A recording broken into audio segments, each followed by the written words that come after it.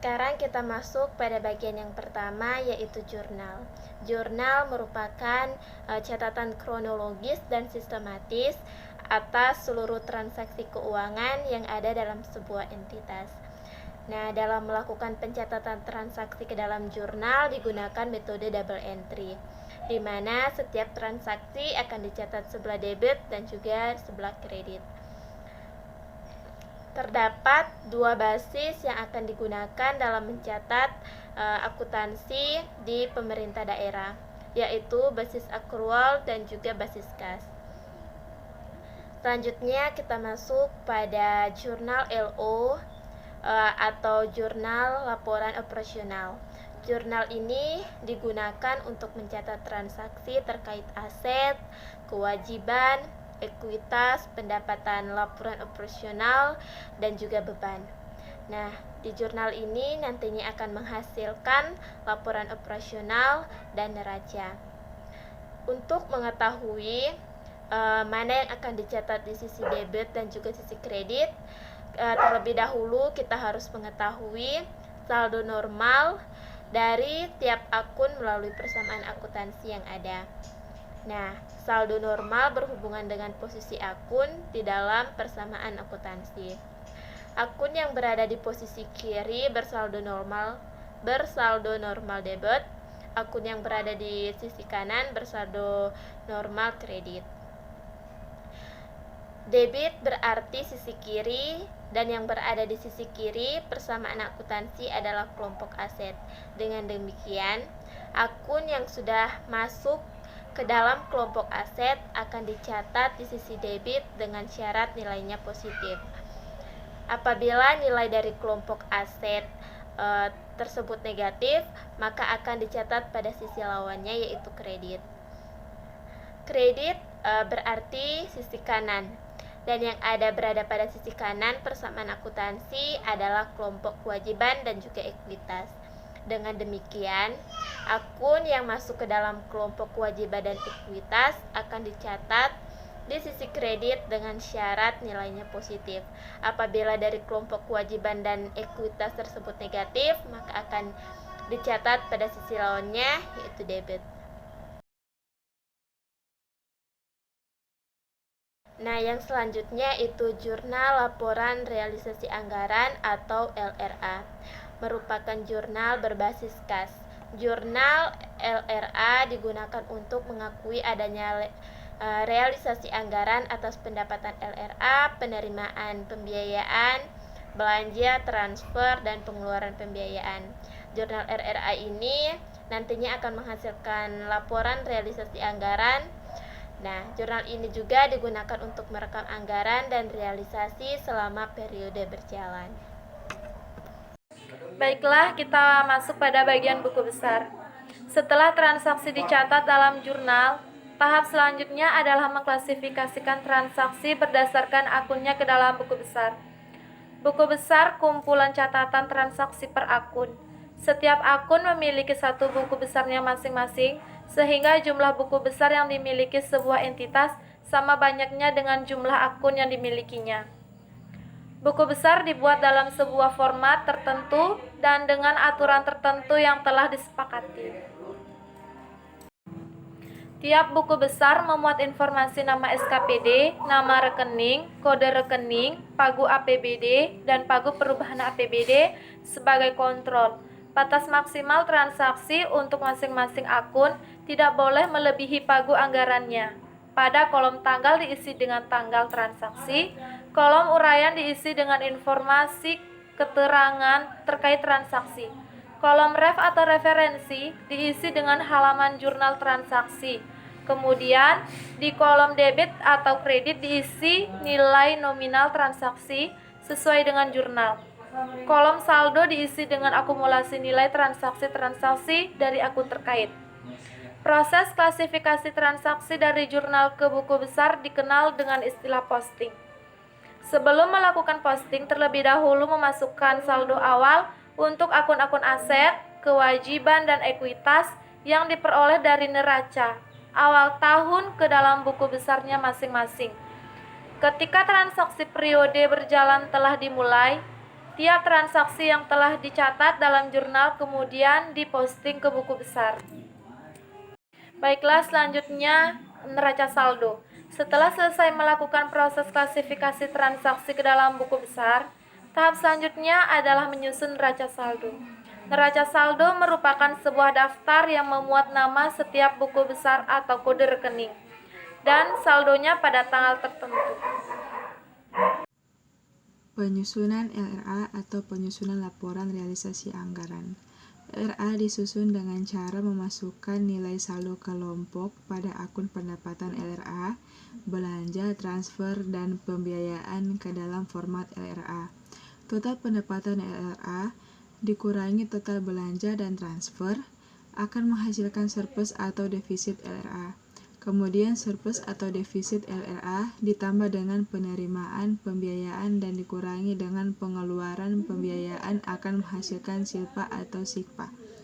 Perlu diperhatikan bahwa dalam format LRA, sebagaimana yang diilustrasikan dalam SAP berbasis akrual tidak dirinci berdasarkan kode rekening perincian objek sehingga perlu berhati-hati dalam mengelompokkan pendapatan LRA, belanja, transfer, dan pembiayaan.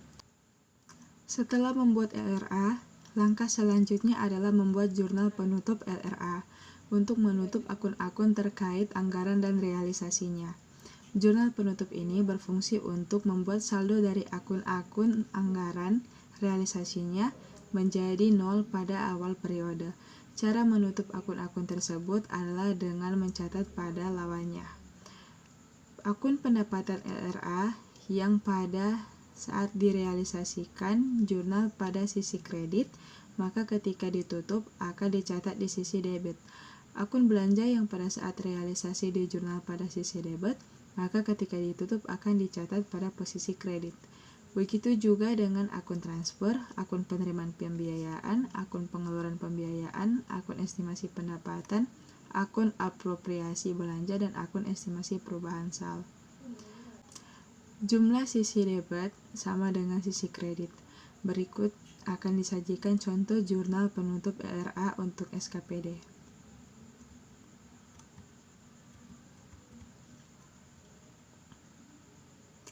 Setelah melakukan penutupan atas akun-akun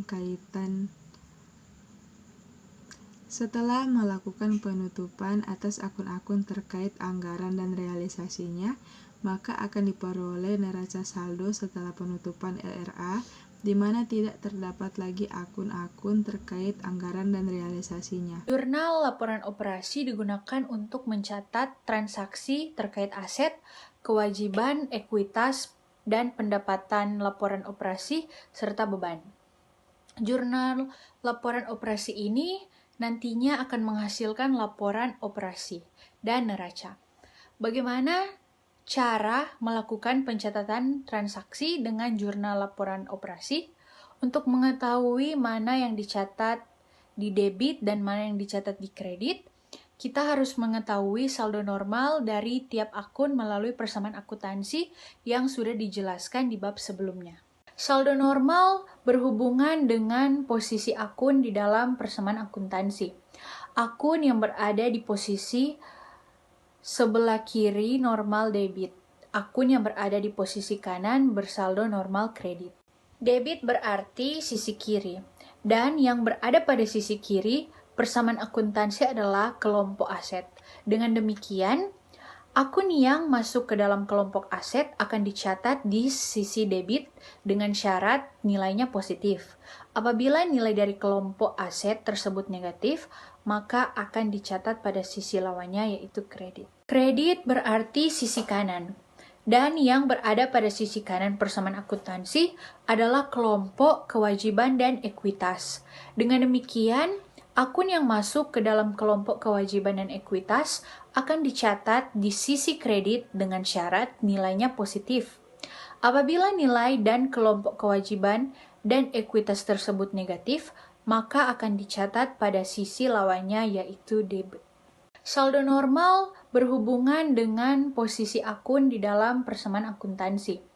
Akun yang berada di posisi sebelah kiri normal debit. Akun yang berada di posisi kanan bersaldo normal kredit.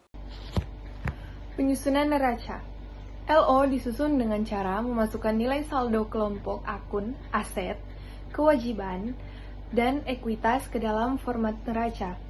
Total aset harus sama dengan total kewajiban ditambah dengan ekuitas.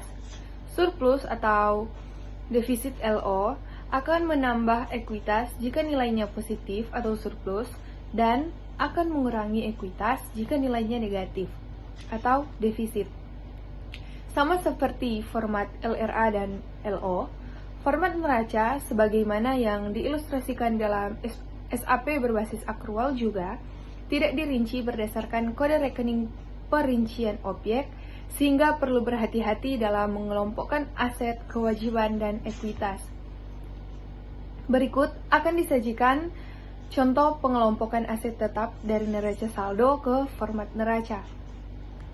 Neraca disajikan dengan menyandingkan nilai aset, kewajiban, dan ekuitas per akhir periode berjalan dengan periode sebelumnya. Setelah membuat neraca, langkah selanjutnya adalah membuat jurnal penutup akhir untuk menutup surplus atau defisit LO. Jurnal penutup akhir ini berfungsi untuk memasukkan unsur surplus atau defisit LO ke dalam ekuitas. Cara menutup akun-akun tersebut adalah dengan mencatat pada posisi lawannya. Akun surplus atau defisit LO, jika saat jurnal penutup LO ada di sisi debit, maka ketik penutup akhir dicatat di sisi kredit.